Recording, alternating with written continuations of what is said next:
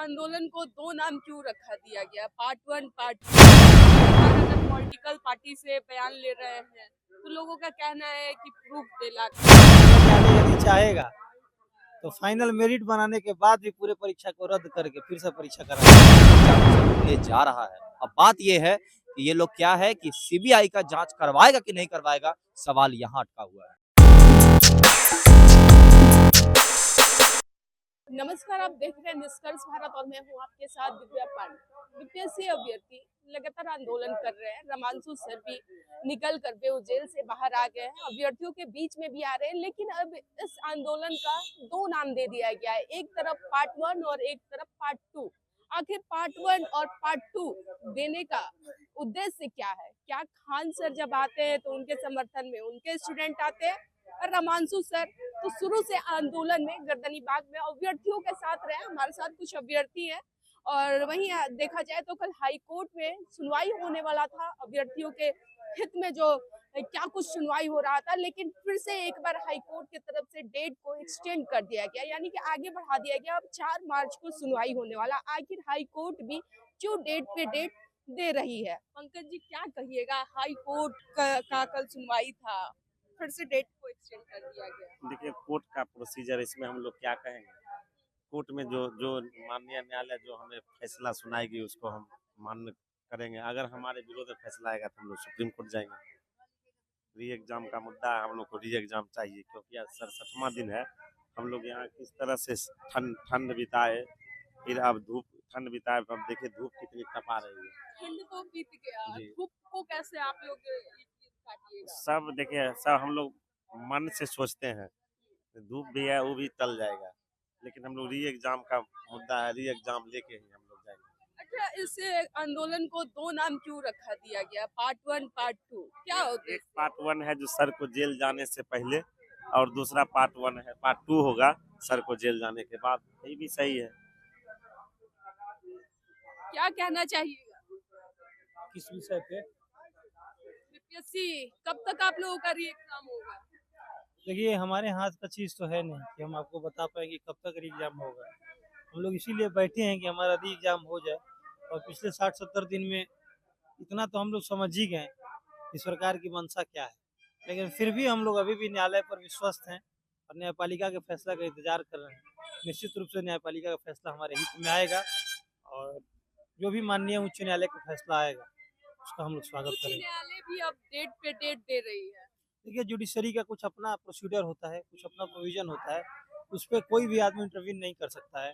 जिस देश का कोई नागरिक जुडिशरी के प्रोसेस में इंटरवीन नहीं करेगा, करता है तो कंटेम्प्ट ऑफ कोर्ट का वो एलिगेशन उसके ऊपर लगता है। तो हम लोग माननीय न्यायालय पर टिप्पणी तो कुछ नहीं करेंगे, लेकिन उसके हर एक फैसला का स्वागत जरूर करेंगे यहाँ बैठ के। रमांशु सर आप लोगों के बीच में नहीं है, हिमांशु सर हमारे बीच में है, उनकी रिहाई हो गई। कौन कह रहा है हमारे बीच में नहीं तो है? अभी आप गर्दनीबाग नहीं है। अरे हिमांशु सर, क्योंकि देखिए सबकी अपनी दैनिक जीवन होती है, खाने पीने का भी समय चाहिए। व्यक्तिगत जीवन और निजी जीवन दोनों बहुत अलग होता है, सार्वजनिक जीवन और निजी जीवन। सर अभी अपने परिवार के साथ खाने पीने नहाने वहाने गए हैं, तो जल्दी हम लोगों के बीच यहाँ मौजूद रहेंगे। उम्मीद तो आप लोग उम्मीद लेकर बैठे हैं कि री एग्जाम हो जाएगा, लेकिन ऐसे में हम लोग लगातार अगर पॉलिटिकल पार्टी से बयान ले रहे हैं तो लोगों का कहना है कि प्रूफ दिलाकर कि री एग्जाम हम लोग कराएंगे। क्यों री एग्जाम कराएंगे, जिसको अब मेंस का पेपर भी देना होगा। फॉर्म अप्लाई हो रहा है कल ही से, अप्रैल में फॉर्म एग्जाम का भी डेट निकाल दिया है, तो अब ऐसे में क्या कुछ थोड़ा बहुत आप ऐसा लोगों को ऐसा ऐसा ऐसा होता है क्या कि मेंस के एग्जाम के डेट के बाद री एग्जाम नहीं कराया जा सकता है? माननीय न्यायालय यदि चाहेगा तो फाइनल मेरिट बनाने के बाद भी पूरे परीक्षा को रद्द करके फिर से परीक्षा करा सकता है। ये आपको हम जानकारी के लिए बता देते हैं। पीटी का डेट आया फिर भी मांग हो रहा था, मेंस का डेट आया फिर भी मांग हो रहा है, इंटरव्यू का डेट आएगा तो भी मांग होगा, क्योंकि हम जानते हैं कि जुडिशरी का पावर क्या है, उसका फंक्शन क्या है, उसका प्रोसेस क्या है। इसीलिए तो हमने बोला कि माननीय न्यायालय का हर एक फैसला का हम स्वागत करेंगे।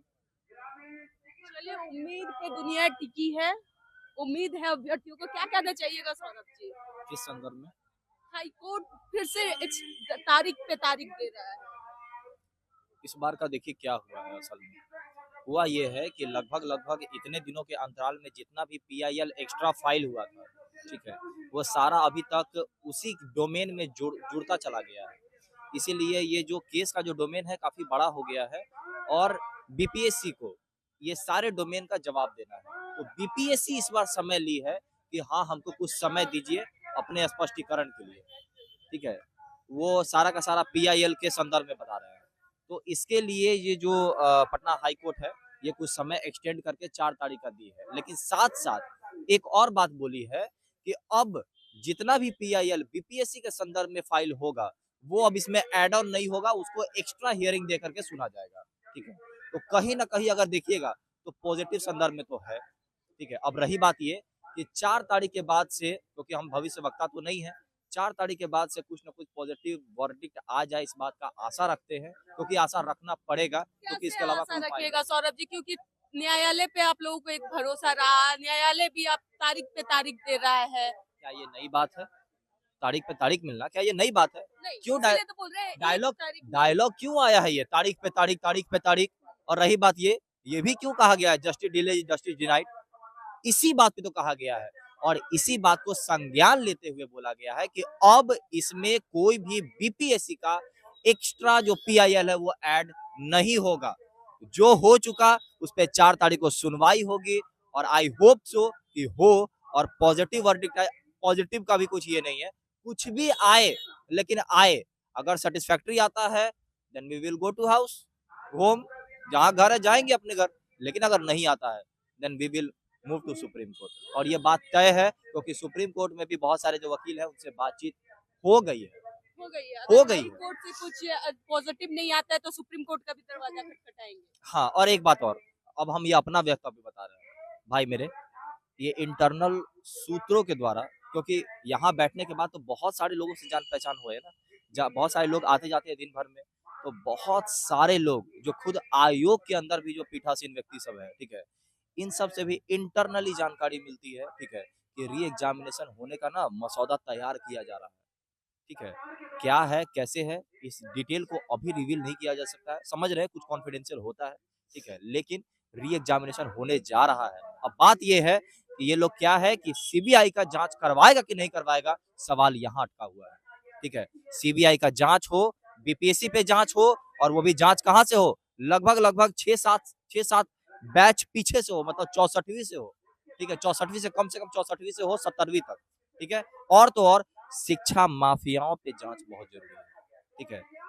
जितने भी टीचर्स यहाँ पे आए हैं, ठीक है, सब कोई यही क्लेम कर रहे हैं कि शिक्षा माफिया तो है, और ये है तो उस पे भी जांच होनी चाहिए, और सीबीआई जांच होनी चाहिए, ईओयू का जांच नहीं चाहिए, मतलब इकोनॉमिक ऑफेंस यूनिट का जांच नहीं चाहिए, चाहिए तो सीबीआई का जांच चाहिए। मैटर यहाँ अटका हुआ है और डिले हो रहा है, तो एक बात जानिए, डेमोक्रेटिक कंट्री में प्रेशर होता है, ठीक है। तो बात यह है कि सुप्रीम कोर्ट एक्शन मोड में है, ठीक है, माननीय न्यायालय का कोई भी कंटेम्प्ट ऑफ कोर्ट मतलब अवहेलना तो करेंगे नहीं, ठीक है, बस ये है, आशा रख सकते हैं और आपको भी रखना पड़ेगा। और एक छोटा सा ग्रेचुटी का मामला होता है तो इतना लंबा खींच जाता है, ठीक है। तो ये तो बीपीएससी का है, लगभग 4 डोमेन में केस दर्ज हुआ है, उसमें और बहुत सारा केस एड ऑन हो गया है पीआईएल के तहत, तो समय लगेगा ना यार, इतना बेवकूफी, मतलब पेशेंस रखना पड़ेगा। अगर पेशेंस नहीं है तो दरअसल बेवकूफी है कि एक दिन में रिजल्ट आ जाएगा आपका, ठीक है। तो बस ये है, रिजल्ट में भी आशा ये है कि पहले एक बढ़िया एसओपी गठन हो, ठीक है, दूसरा री एग्जामिनेशन का मतलब अनाउंसमेंट हो, और इसके बाद पीछे से एकदम लंबे सिरे से अच्छे से सीबीआई का जांच हो, क्योंकि सीबीआई का जांच करने में समय लगेगा।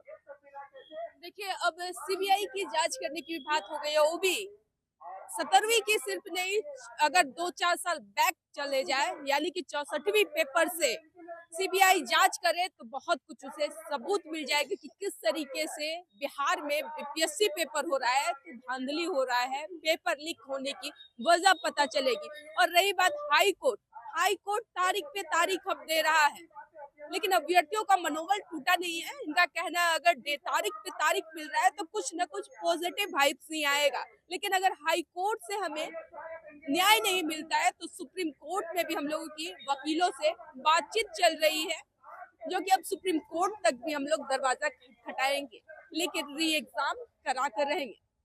और ऐसे में देखा जाए तो अभ्यर्थी लगातार अपनी 2-4 की संख्या में ही दिखते हैं लोग, लेकिन दिखते जरूर हैं। इस जगह को बहाल ही नहीं होने दे रहे, क्योंकि जिस तरीके से कहा जा रहा है कि सीरियस स्टूडेंट नहीं है, नॉन सीरियस स्टूडेंट है, तो इस चीज को दिखाने की लोग कोशिश कर रहे हैं कि हम लोग नॉन सीरियस नहीं है। और वहीं दूसरी तरफ बीपीएससी जो है नोटिस पे नोटिस जारी कर रही है।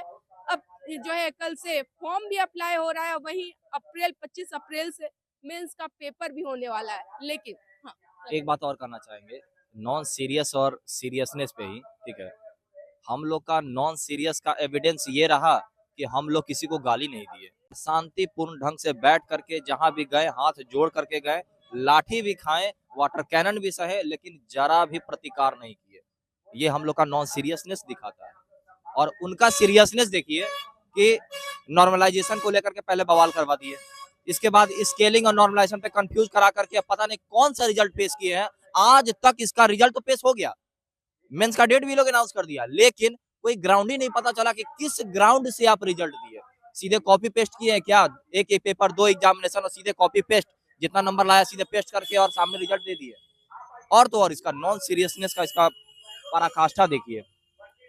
अभी ऑलरेडी हाई कोर्ट के द्वारा कहा गया है कि जो भी कुछ वर्डिक्ट आएगा, ठीक है, उस पे ये 17वीं का रिजल्ट जो है ना डिपेंड करता है, ठीक है।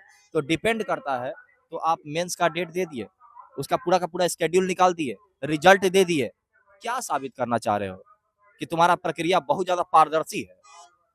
और रही बात ये, इतना सारा टिप्पा टिप्पणी करने के बाद भी, ठीक है, अभी तक तुमसे स्पष्टीकरण मांगा गया है, हाई कोर्ट भी नहीं सुप्रीम कोर्ट के द्वारा, अभी तक स्पष्टीकरण नहीं निकला है। ये है तुम्हारा सीरियसनेस। PIL फाइल पे फाइल हो रहा है, तुम ये बोलते हो कि किसी एक आदमी का लेटर, पता नहीं कौन सा अनभिज्ञ आदमी, ठीक है, उसका लेटर पढ़ रहे हो सबके सामने, क्या साबित कर रहे हो कि तुम बहुत ज्यादा दूध के धुले हुए हो।